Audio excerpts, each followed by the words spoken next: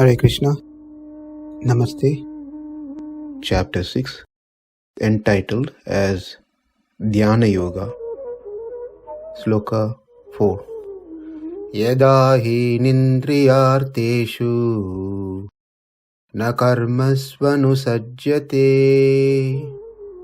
sarva-saṅkalpa-sannyāsī yogārūḍhas tadocyate.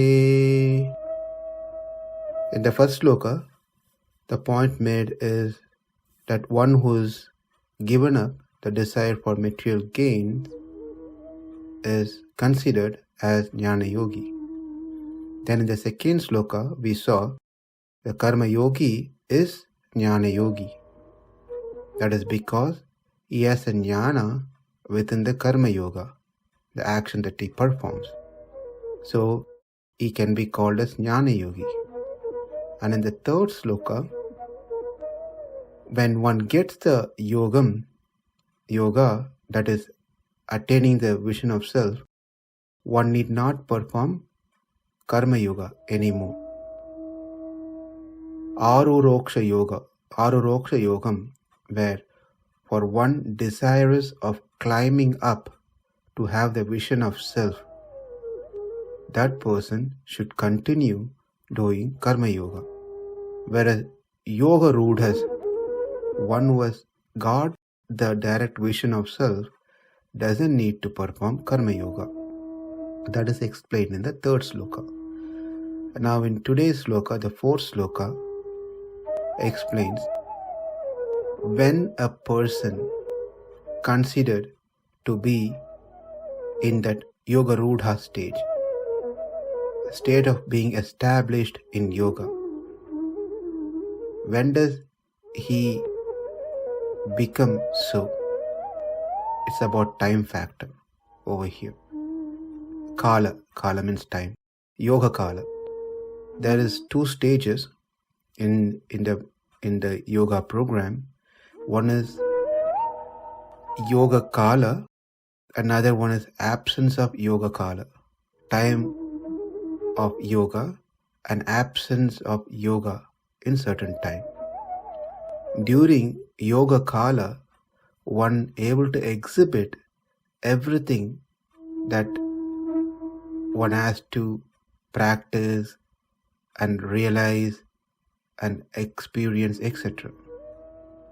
That is, during the yoga kala, one will be devoid of rejoice and lament, avoid of external happiness, trying to understand the faults in the material things, and free of desire and anger, kama and krodha, focusing inward towards Atma, always interested in doing good things for others.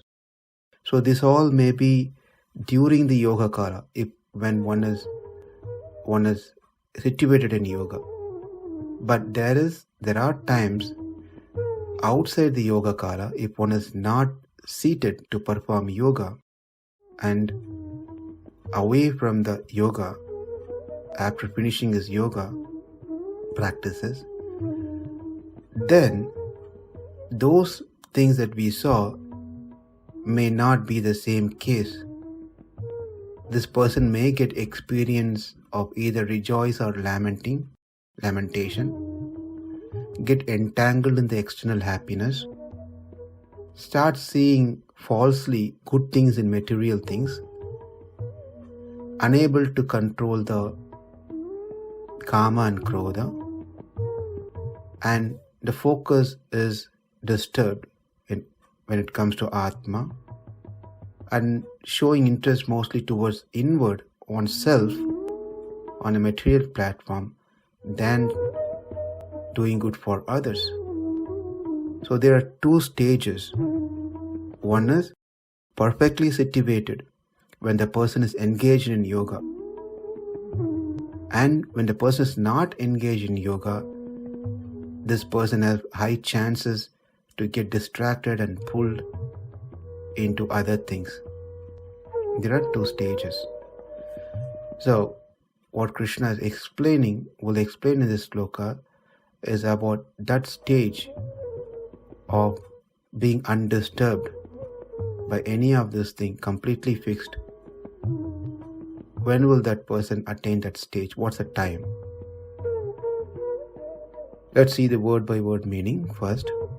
Yadā, when, he, certainly, na, not, nendriyārtheṣu, in sense gratification, that is towards the sense objects, karmasv, in fruitive activities, meaning performing actions to get connected to the sense object, na, never, anuṣajjate, one necessarily engages. Na anuṣajjate means does not get attached. Tada, then, sarva-saṅkalpa, of all material desires, sannyāsī, renouncer, that is sarva-saṅkalpa-sannyāsī, he who has renounced all thoughts of I and mine. That is sarva-saṅkalpa-sannyāsī. Yogārūḍhas, elevated in yoga, uṣajjate, is said to be. Again, uṣajjate we also saw in the previous sloka a couple of times. Here also uṣajjate. We know why Krishna says uṣajjate. That is to emphasize the words of wise people. Otherwise, Krishna can himself say, this is his teachings, this is his opinion. That need to be followed. Now let's see the translation. A person is said to be elevated in yoga when, having renounced all material desires, he neither acts for sense gratification nor engages in fruitive activities. In the sloka, we'll be seeing 3 staircases, one after the other, and that determine the time when this person is fixed in yoga. First one is engaging factor. Second one is a pursuing factor. And the third one is the desiring factor. Let's understand this. This is all from the sloka that we are seeing. Na nendriyārtheṣu, na karmasv, saṅkalpaha. From these terms, 3 terms. Number 1, this person removes the sense objects. Nendriyārtheṣu, objects which are apprehended by the senses, such as sound, form, smell, taste, etc. He who finds satisfaction only in experiencing the self, he keeps away from these sense objects. He removes the sense objects. That means he disconnects from the sense object. As long as we have those sense objects in the proximity, our senses will try to get engaged in those sense objects. Even if the sense objects is not in proximity, we have difficulty to control our senses because it still goes and reaches those sense objects wherever it may be. Then what to speak about those things which is in proximity? Therefore, this person removes the sense object. This person does not try to engage the senses with the sense object, in other words. That's step 1. And the next step is removes the effort to attain the sense object. That is the pursuing factor, na karmasv, free from action. It doesn't perform any action, put any effort to attain those sense objects, artheṣu, nendriyārtheṣu. As he already kept these things away, he will not put efforts in actions aimed to attain them. He will not cultivate any activities or plans to attain those objects. Number 3, since the objects are removed, one is free of actions to attain, and then now one will become free from the desire from those sense objects, saṅkalpa, free from the material desire.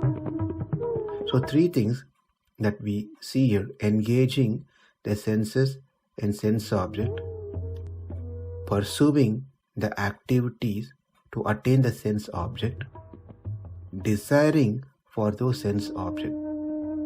All those 3 are absent in that person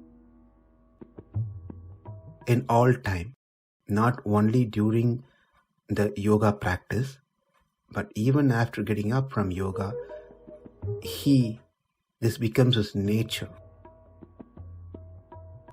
Yadā hi nendriyārtheṣu na karmasv anuṣajjate sarva-saṅkalpa-sannyāsī yogārūḍhas tadocyate.